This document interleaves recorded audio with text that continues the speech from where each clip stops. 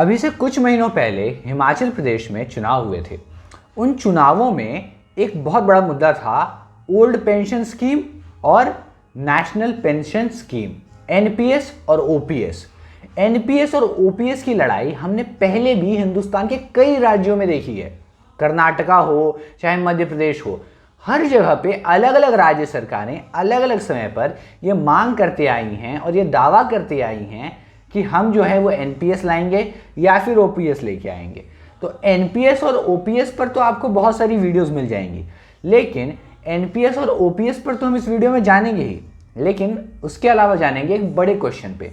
ये जो पेंशन नाम की चीज़ है वो क्या हमारी इकोनॉमी पे गलत इफेक्ट डाल रही है, और क्या हिंदुस्तान का समाज जिस तरीके से फंक्शन करता है उस समाज में हमें एनपीएस, ओपीएस या फिर किसी भी पेंशन की ज़रूरत है, और क्या बेहतर होगा अगर हम पेंशन की जो स्कीम है हमारी वही बंद कर दें।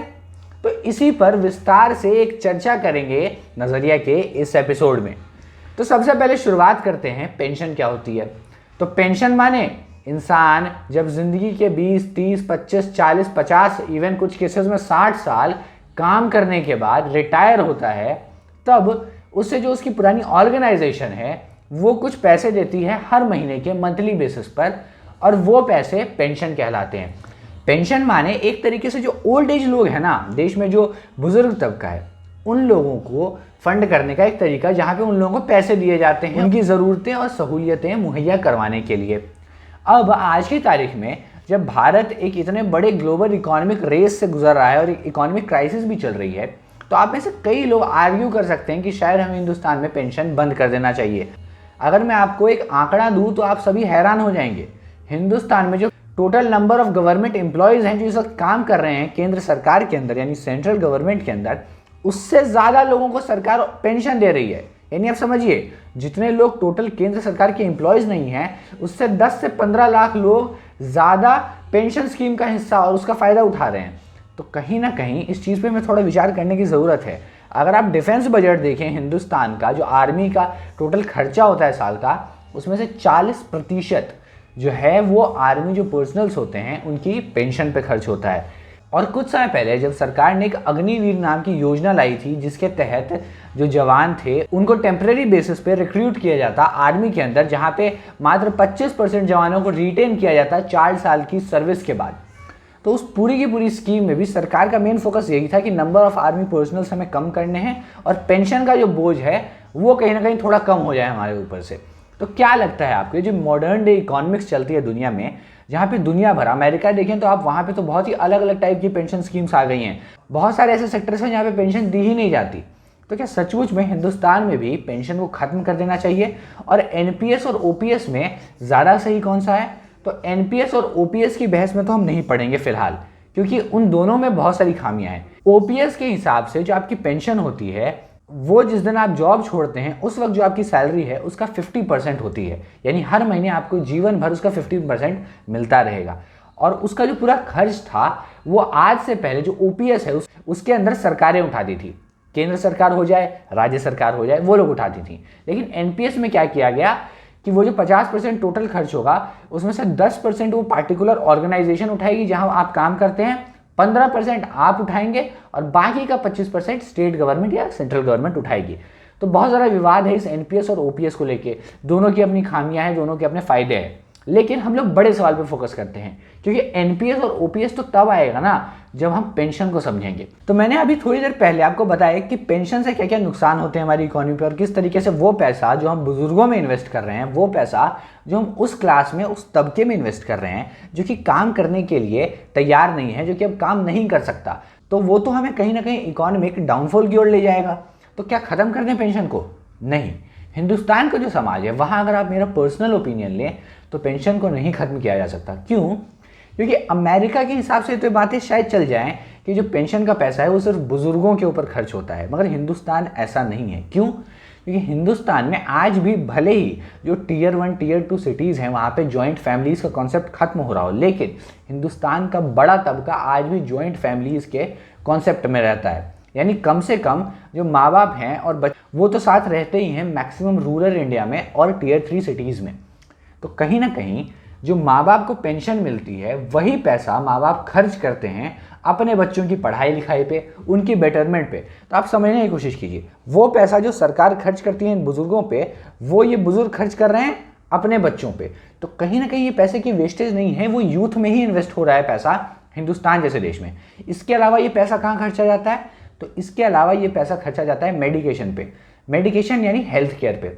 तो जब आप हेल्थ केयर में भी इन्वेस्ट करते हैं पैसा, तो कहीं ना कहीं गवर्नमेंट को उसका रेवेन्यू जाता है, अगर आप प्राइवेट सेक्टर से अपना इलाज करवा रहे हैं, अगर आप प्राइवेट सेक्टर से अपना इलाज करवा रहे हैं। इसके अलावा अगर आप देखें तो पेंशन के पैसों से बहुत सारे लोग जब शुरुआत में पेंशन मिलती है तो हिंदुस्तान में घर बनाते हैं। तो घर भी हिंदुस्तान जैसे देश में एक इन्वेस्टमेंट है। उसी घर में फिर उनके बच्चे रहते हैं और कहीं ना कहीं उनके बच्चों को फिक्र नहीं होती है कि हमारे पास कम से कम रहने को छत नहीं है। तो क्योंकि हिंदुस्तान में जो फैमिलीज है, जो फैमिली का स्ट्रक्चर है, वो अभी उतना ज़्यादा मोनोटोनस नहीं हुआ है, इसीलिए हिंदुस्तान में पेंशन अभी भी एक वाइटल पार्ट है हमारी सोसाइटी का, और इसको हम कभी भी पूरी तरह से खत्म करने के बारे में तो नहीं सोच सकते हैं। अगर कभी भी नहीं तो अभी हाल फिलहाल में तो ऐसा सोचा भी नहीं जा सकता। हाँ, उसको चेंज ज़रूर किया जा सकता है। अगर कोई मुझे ये कहे साल 2023 में कि हमें ओल्ड पेंशन स्कीम ही चाहिए, तो ये बात गलत होगी।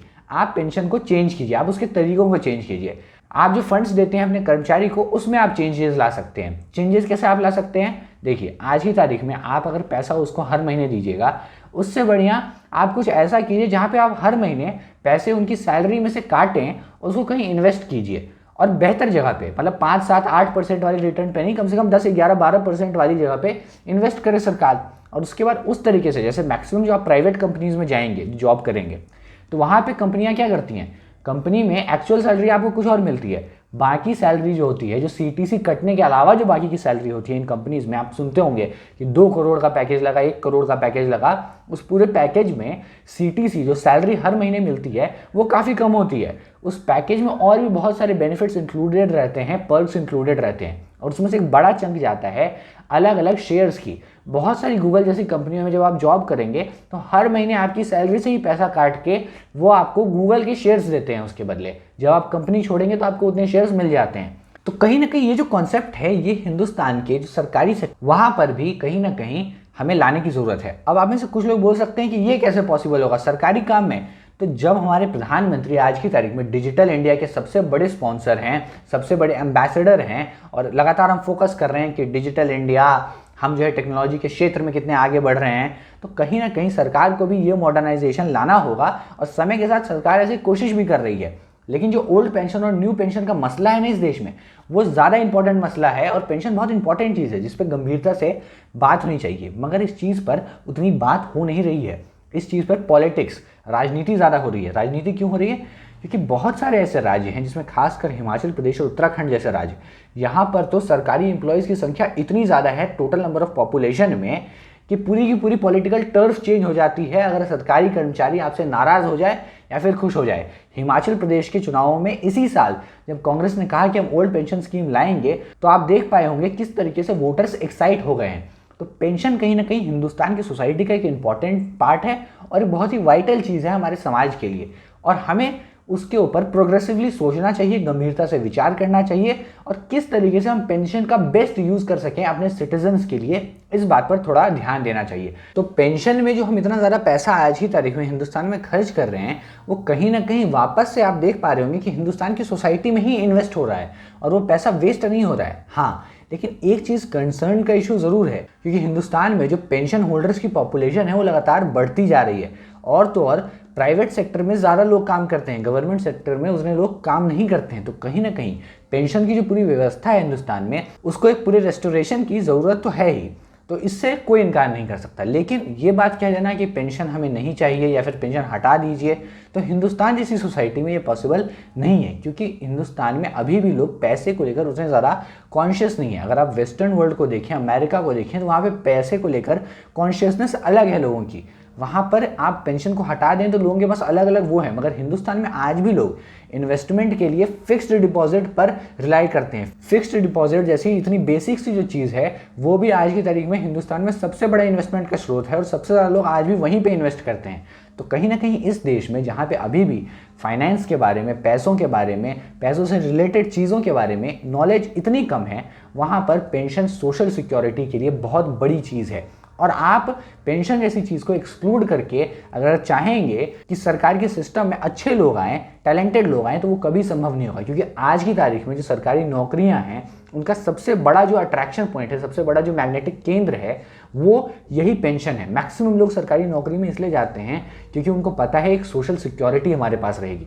तो कहीं ना कहीं हिंदुस्तान का जो ढांचा है, जिस तरीके से हमारा देश चल रहा है, वहाँ पर पेंशन की बहुत ज़्यादा इंपॉर्टेंस है और हमें इस पे गंभीरता से विचार करना चाहिए। तो ये था नज़रिया का एक और एपिसोड, और अगर आप इस एपिसोड को अभी तक देख रहे थे तो आपका बहुत बहुत शुक्रिया। मैं आगे भी लौटूंगा ऐसे ही एपिसोड्स के साथ, तब तक के लिए आप बने रहें हमारे साथ और देखते रहें नज़रिया।